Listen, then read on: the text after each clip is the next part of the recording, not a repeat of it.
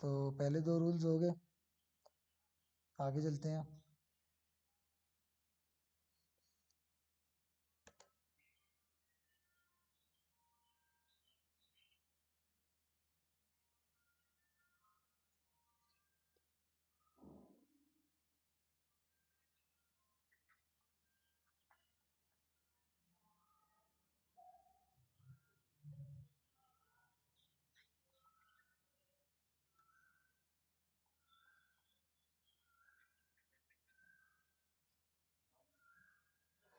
अच्छा, तो intergroup transaction P and L में भी तुम लोगों की जान नहीं छोड़ेगी, सही है। इंटरग्रुप ट्रांजैक्शन तो वहाँ पे तो रिसीवेबल पेएबल वाला रूल था एस ओ एफ पी में, तो यहाँ पे इनकम और एक्सपेंस वाला रूल है। If any intergroup transaction resulted in,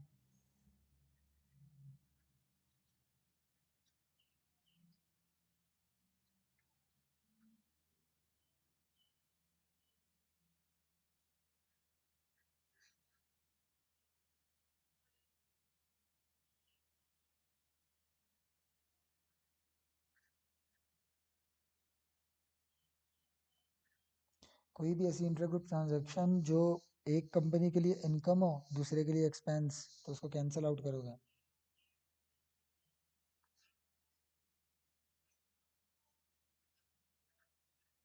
जैसे कि एग्जांपल, क्या एग्जांपल होंगी इंटरग्रुप इनकम एंड एक्सपेंसेस की।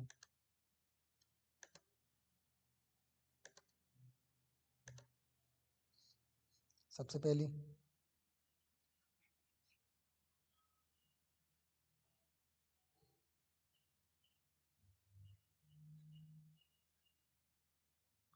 इंटरग्रुप सेल्स एंड परचेज, जिसने अपनी सेल्स में सेल्स लिखी हुई है, दूसरे वाले ने कॉस्ट में लिखा हुआ होगा वो, तो जो पूरे ग्रुप का मालिक है, तो उसको तो कोई फ़ायदा नहीं हो रहा इस ट्रांजैक्शन का।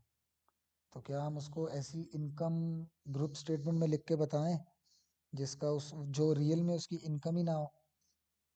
बात समझ आई नहीं है कि फॉर एग्जांपल पेरेंट और सब्सिडरी दो डिपार्टमेंट्स हैं एक ही कंपनी के, तो एक डिपार्टमेंट कह रहा है हमने इनकम कमाई है और दूसरा कह रहा है कि हमने एक्सपेंस इनकर किया।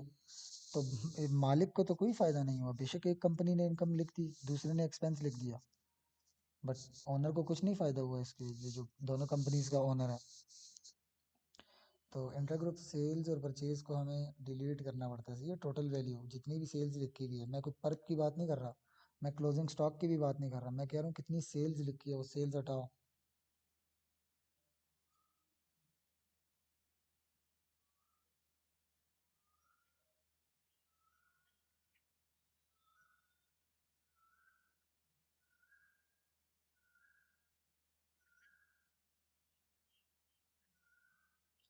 सही है, पूरी की पूरी ट्रांजैक्शन ही हम लोगों ने डिलीट कर देनी है कि जैसे वो ट्रांजैक्शन हो ही नहीं।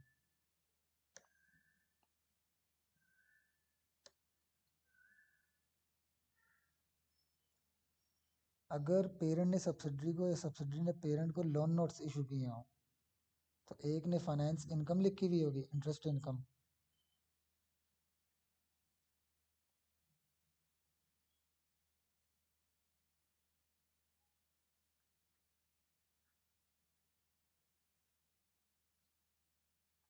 एक ने फाइनेंस इनकम इन्वेस्टमेंट इनकम लिखी हुई होगी, दूसरे ने फाइनेंस कॉस्ट लिखी हुई होगी, तो उसको भी डिलीट कर दो।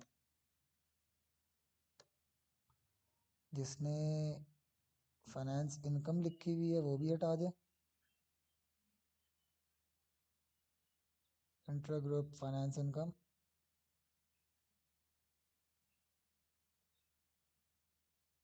और इंट्रा ग्रुप फाइनेंस कॉस्ट भी हटा दो जिसने भी लिखी हुई है।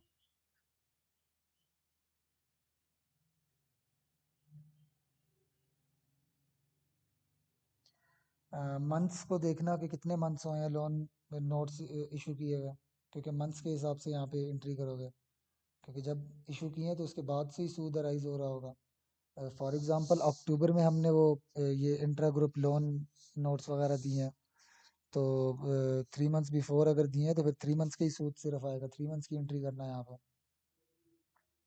फिर इन्वेस्टमेंट इनकम में हमने पेरेंट ने डिविडेंड फ्रॉम सब्सिडरी भी लिखा हुआ होता है, वो भी हटाओगे।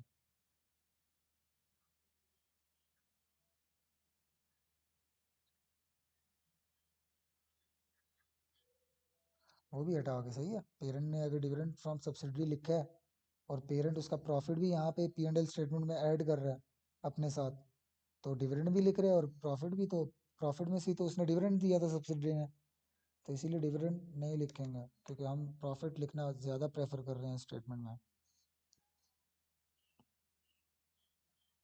अच्छा, अगर कोई और डिविडेंड इनकम या इन्वेस्टमेंट इनकम दी हुई हो तो वो लिख ही रहने दो, इंट्रा ग्रुप वाली सिर्फ डिलीट करनी है।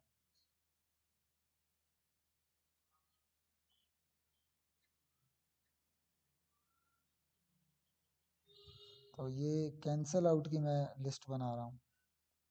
अच्छा, अब अगर इंट्रा ग्रुप परचेजेस में स्टॉक था, स्टॉक खरीद लिया और बेचने वाले ने प्रॉफिट पे बेचा और खरीदने वाले के पास वो स्टॉक बच गया अगर, तो फिर अराइज होता है क्या, पर्प।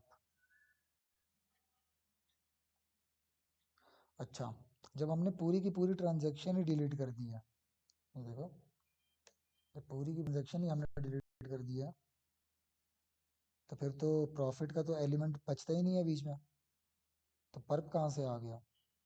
तो हमने ट्रांजैक्शन डिलीट कर दी है, तो प्रॉफिट डिलीट हुआ है ना अभी। जिसने ख़रीदा है उसने तो क्लोजिंग स्टॉक लिखा हुआ होगा, देखो, इसने 1,000 की सेल्स की टोटल, इसको सब्सिडरी को, तो उसने यहाँ लिखा हुआ होगा परचेजेस में, तो ये तो हमने कैंसिल कर दी है टोटल, बट इसने क्लोजिंग स्टॉक में भी तो लिखा हुआ होगा ना। अब मैं कहते हैं क्लोजिंग स्टॉक इसके बाद बच गया था 200 का, तो इसने 200 यहाँ पे भी तो लिखा होगा, तो इसको तो नहीं हमने अभी तक एडजस्ट किया, इस 200 को, क्लोजिंग स्टॉक को। तो बेचने वाले का बेशक प्रॉफिट उड़ा दिया हमने, वो ट्रांजेक्शन ही हमने डिलीट कर दिया, बट ख़रीदने वाले का क्लोजिंग स्टॉक नहीं एडजस्ट किया।